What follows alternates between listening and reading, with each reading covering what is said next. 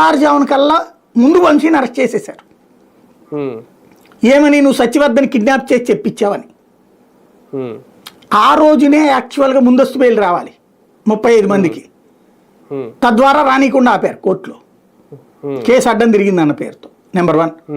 రెండవది ఏం చేశారు, ఎప్పుడే వంశీని అరెస్ట్ చేశాక ఆ తర్వాత సత్యవర్ధన్ పట్టుకొచ్చారు. ముందు ఎప్పుడైనా కిడ్నాప్ అయిన వాడిని కాపాడి తర్వాత చేయించినోడిని పట్టుకుంటారు, చేసినోడిని చేయించినోడిని. ముందు ఇతన్ని పట్టుకుని ఆ తర్వాత అతన్ని పట్టుకొచ్చారు.